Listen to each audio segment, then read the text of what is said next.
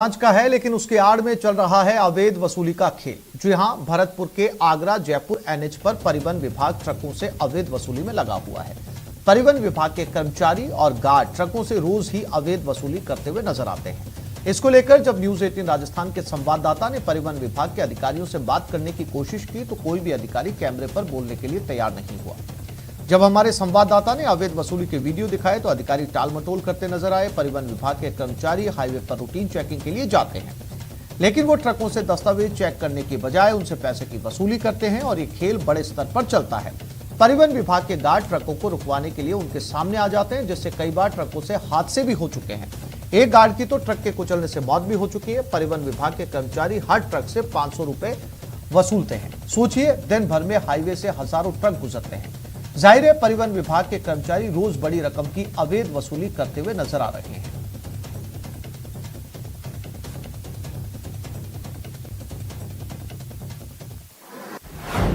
पैसे का खुला खेल।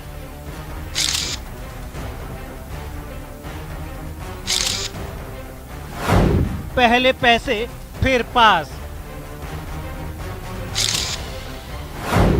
हाथ दिया, वसूल किया।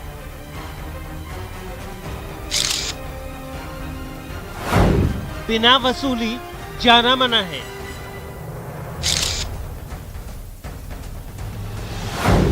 हाईवे के वसूलीबाज।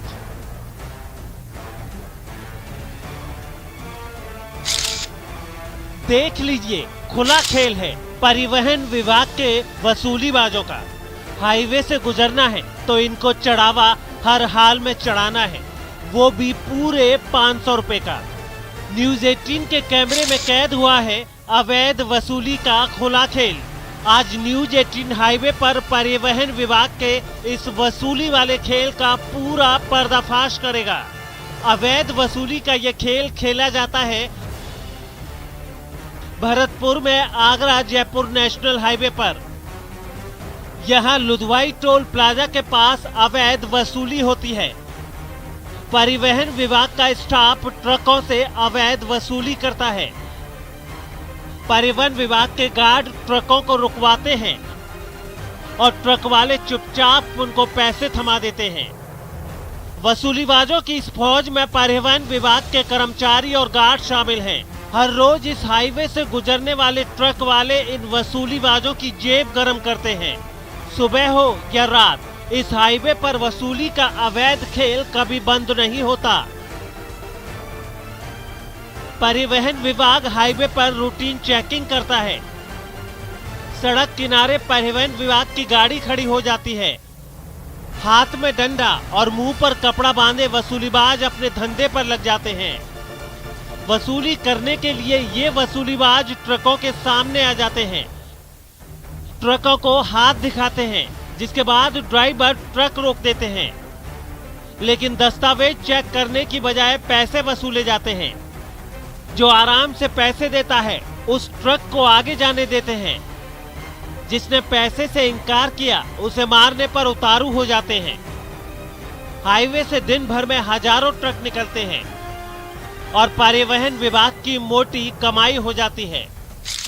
हाईवे पर हर रोज ऐसे ही अवैध वसूली होती है। वसूलीबाज ऐसे ही हाथ दिखाकर ट्रक वालों को रुकवाते हैं और ट्रक ड्राइवर बिना देर किए हाथ बाहर निकालते हैं और वसूलीबाजों की मुट्ठी गरम करते हैं और पैसा मिलते ही ये गार्ड ट्रक वालों को आगे बढ़ने का ग्रीन सिग्नल देते हैं। सब कुछ साफ साफ है, लेकिन पूछने पर वसूली वाले खेल से परिवहन विभाग खुद को बेखबर बता रहा है। ओवरलोडिंग की कार्रवाई और दस्तावेजों की चेकिंग की सफाई दी गई। जांच का जुमला भी उछाला गया, लेकिन बड़ा सवाल यही है, क्या वाकई परिवहन विभाग के अधिकारी अवैध वसूली से अनजान हैं? क्या वसूली वाले खेल में सिर्फ निरीक्षक और गार्ड ही शामिल हैं? भरतपुर से दीपक पुरी की रिपोर्ट।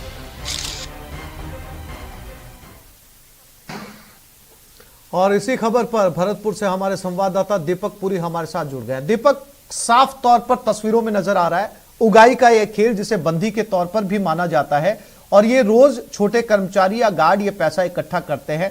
अब इस बात में दीपक कोई शको शुबा नहीं है कि जब ये करोड़ों रुपया इकट्ठा होता है तो जाहिर सी बात है कि ऊपर भी पहुंचाया जाता है, क्योंकि इन दो चार कर्मचारियों के बस की बात नहीं है करोड़ों रुपया इकट्ठा करना।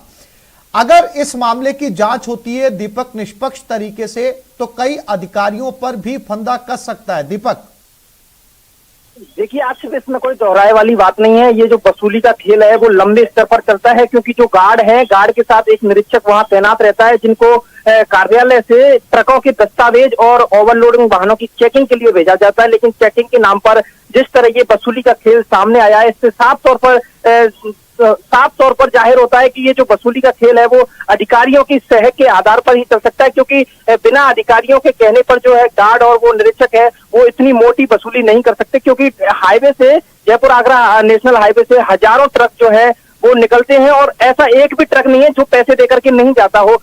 हर ट्रक से जो है परिवहन विभाग द्वारा पैसे लिए जाते हैं, अगर वो नहीं देता है तो उसका पीछा भी किया जाता है। इस दौरान कई हादसे भी हो चुके हैं, जहां एक परिवहन के गार्ड की तो ट्रक ने कुचल करके मौत हो गई थी, क्योंकि वो पैसे लेने के लिए सामने आ गया था। तो साफ तौर पर देखिए आसिफ, ये इसमें तस्वीरों में साफ तौर पर देखा जा रहा है कि कैसे परिवहन विभाग द्वारा खुली लूट के साथ खेला जा रहा है। जी आसिफ। अब बिल्कुल दीपक, इस तरह की तस्वीरें टेलीविजन स्क्रीन पर या सोशल मीडिया पर आना नई बात नहीं है। ये आमतौर पर हमेशा उगाई और वसूली की तस्वीरें सामने आती रहती है। लेकिन दीपक, विडंबना यह है कि जब भी जांच की बात की जाती है, इन पर कार्रवाई की बात की जाती है, तो छोटे कर्मचारी को या गार्ड को बलि का बकरा बनाकर इस मामले का पटाक्षेप कर दिया जाता है। कभी भी ये जांच उन लोगों तक पहुंच ही नहीं पाती जहां तक असली वसूली पहुंच रही है।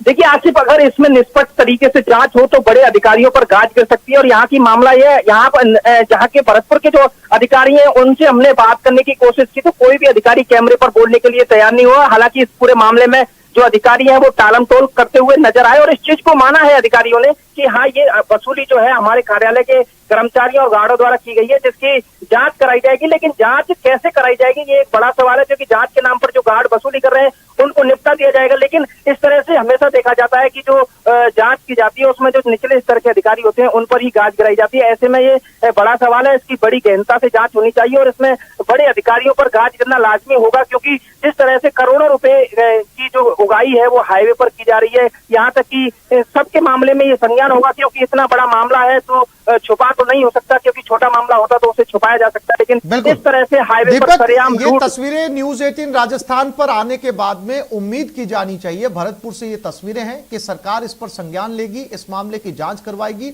और दोषी अधिकारियों पर भी कार्रवाई की जाएगी। दीपक, तमाम जानकारी के लिए आपका धन्यवाद।